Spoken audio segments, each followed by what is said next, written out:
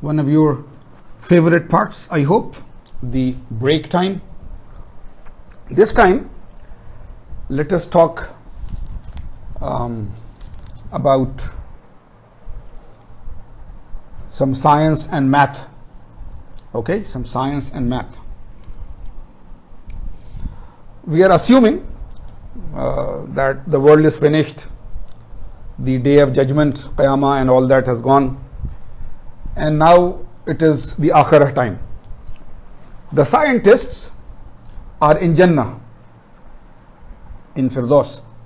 You see, they have done so much for the world. Each scientist, because of science and so on, has helped hundreds and thousands and millions and billions of people. So they are in Jannah. Now they are collected there. They are talking to each other. They say, you see, when we were in our life, we were always working and in labs and equations and modeling and this and that. Now let us relax. So let us do things which we never did. Let us play some games which children usually play. Is it okay? This is a good idea. So there is a game called hide and seek. It is there in every language in the world, that you see one person has to find the people and everybody else goes and hides it. So, right, so this is called hide and seek. So they are in a park and so on. So the first time, Einstein, he has to find the people and all others have to hide. So everybody goes, hides behind some tree, behind some bush, in a ditch, in some place. Newton walks 10-15 steps and takes a piece of chalk or a stone or something, makes a small square there, and he stands there and he does not go and hide. Now Einstein has his eyes closed. He is counting 1, 2, 3, 4, 5, and everybody knows that once he will say 50, then he will open his eyes and then he will try to find out. So once he counts 50, he opens his eyes and Newton is right in front. He says, Newton is out, Newton is out, Newton is out. So all scientists come out now from the hiding. Newton says, no, Newton is not out. Newton is not out. They are saying, what do you mean? You were right there in front. He says, no, Pascal is out. Pascal starts screaming, I was hiding behind the tree. What do you mean Pascal is out? He says, see here, this square I am standing is 1 square meter. And I am Newton. I am standing here. Newton per square meter. Pascal is out. So we were telling you that iron has polymorphism or allotropy, that it is the same material. In each atom of iron there will be the same number of neutrons and protons and electrons and shells and everything. But when you do the crystal structure of atom, then around room temperature it has a BC structure and we call it alpha iron. A little over 900 Celsius it has an FCC structure, it is called gamma iron, and around 1500 it again is a BCC, it is called delta iron, but this is a different BCC with a different A size than this. So iron has 3 crystal structures. So this is called allotropy or polymorphism. For us, for all human beings, this has been one of the greatest advantages. By nature, somebody has designed it for us this way, isn't it? That the biggest engineering material for the last 1000 years, 2000 years is iron. Even still today, it is the single largest engineering material, iron and steel. And it is because we can give it many different properties. We can make it very strong, make it medium strong. Why can we do that? Because the same material has different structures. If it has a BCC structure, its density will become different. If it has FCC structure, its density will become different. So if the same material, we can change its crystal structure from BCC to FCC, then of course we can change its properties.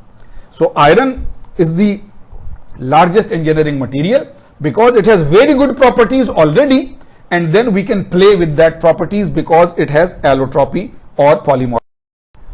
Here they have given, this is a brilliant table again, that those metals which are allotropic, so calcium, cobalt, hafnium, iron, lithium, sodium, tantalum, titanium, zirconium, and so on.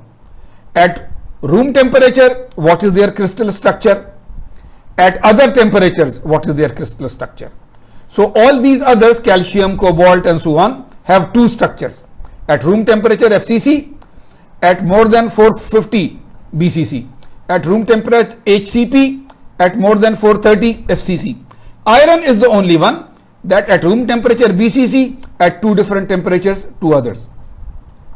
So once they discovered this fact, they could not discover it unless they had advanced crystal science, which means advanced microscopy. But once they had it, now the materials engineers or the material scientists can play with the properties of these metals and these materials even more than the others. Okay, so this is the end of the crystal theory for us, right? That the first part is about the basic crystals and atomic packing factors and so on. The second part is about densities and so forth. And the third closing part is this allotropy or polymorphism. So crystal theory is done. Let us see what we start now. Oh, before we end it, we do an example. Calculate the theoretical volume change accompanying a polymorphic transformation in a pure metal from BCC to FCC crystal structure. And this is the same. Assume the hard sphere atomic model and that there is no change in atomic volume before and after the transformation. What are they saying? Volume change. What is the volume change when any metal goes from BCC to FCC? BCC to FCC.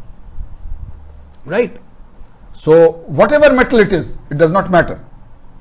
So when they say volume change, then we can find the change in volume, the delta volume divided by the original volume, find it as a percentage or as a fraction, that it changes by 25%, changes by 30%, isn't it? So think on it, how will you do it, right? Think on it, how will you do it? But to me, you see, we know the volume crystal wise. So find the volume for a BCC, volume, crystal level volume for a BCC, find the crystal level volume for an FCC, and then compare it, this minus this upon this, right? For example, volume of BCC minus volume of FCC upon volume of BCC will be a fraction. So just do that, please, right? You know the 4R is equal to root 3A, 4R is equal to root 2A. You know that volume is mass of unit cell upon volume of unit cell. You know those things. So please go ahead and do it. This is not direct numbers, but yes, you in the end you will find numbers, because if there is R, then R and R will cancel out later on and so forth. So please do it. Don't give up. Be very strong. And once you think you have done it 100%, then come back and find the solution.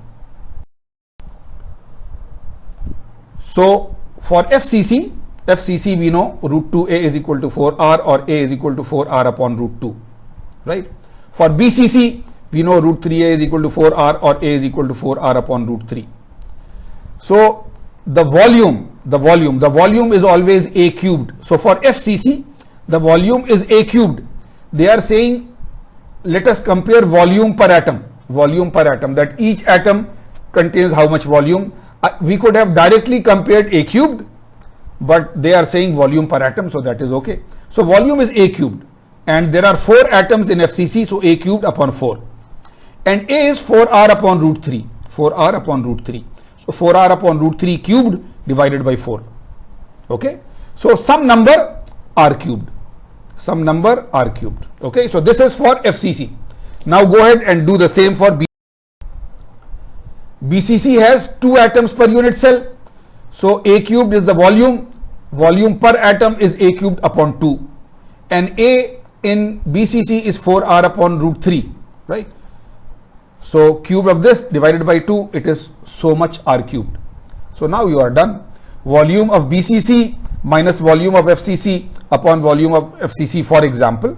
So this 6.16, that 5.66 divided, there is 8.8% increase in volume. There is 8.8% increase in volume. So you see, whatever atom it is, whether it is iron or chromium, if it is changing from BCC to FCC, iron we know, at room temperature iron is BCC, at 900 it becomes FCC. So if a material changes from BCC to FCC, then the change in the volume is 8.8% roughly, right? So this now we know. So of course, if the volume changes, then the density and the strength and other things will change. Okay. So I said 2 slides ago that this was the end, but now with this example. So sometimes we can give you examples like this, which is not direct number calculation. We are not giving you the R value. We are not giving you the A value. We are just saying from any BCC to FCC, if there is any material which changes from BCC to FCC, then this will be okay. Okay, good. From here on, we are starting a new big portion or section of the chapter, crystal structure analysis. Crystal structure analysis. I would have liked if they had written crystal structure experimental analysis, right? Because this is very important. Until now, you have been doing a lot of crystal theory, right? BCC, FCC, equations, volumes, and so on.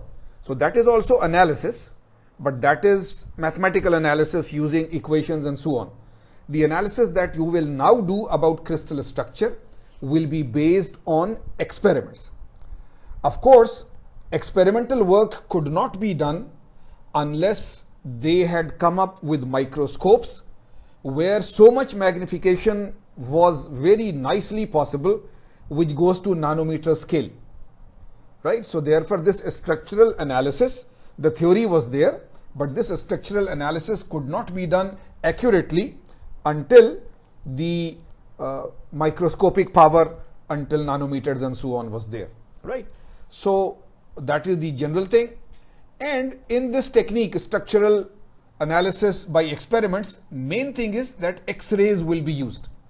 X-rays will be used, right? And the interatomic distance between planes is of this order, 0.05 to 0.25 nanometers. We have used the equation DHKL, interplanar spacing. So that for X-rays is this. Just for your knowledge, this unit, if you remember from your physics, A with a small circle on top, this is called angstrom. Angstrom. This is 10 raised to minus 10 meter. When they were doing wave theory and so on, then angstroms was a standard unit, but now everybody uses nanometers. 1 nanometer is of course 10 angstroms. Visible light, the light that we can see is of the order of 600 nanometers, and X-ray is so small. So X-rays are very, very small. Here in this section, production of X-rays, we will go to the figure on the next page. Production of X-rays. You can read it very quickly yourself. You have done lots of courses on basic physics and so on. So how are X-rays produced is not a topic for this chapter, but it will be there anyhow. Is an X-ray type of tube, a schematic diagram that, excuse me, there is a tungsten filament, and the whole thing is high level vacuum, high level vacuum. And in this vacuum, if you start heating and so on, then they will start emitting electrons. And when they will hit this target material, then X-rays will be generated. And because the voltage is very, very high, then there is a cooling system always there and so on, right? So by very high voltage, we make electrons start to separate out. Then they hit a target metal. For example, this target metal is some material, and then there will be X-rays and so on that will be corrected. So the whole method is based on X-rays. So this diagram is not very important for us. We are just reminding ourselves that X-rays will be used in this new technique, that is experimental level work on crystal. So they are trying to tell us of the X-ray spectrum of, say, the material molybdenum. if the material is molybdenum, then what will happen?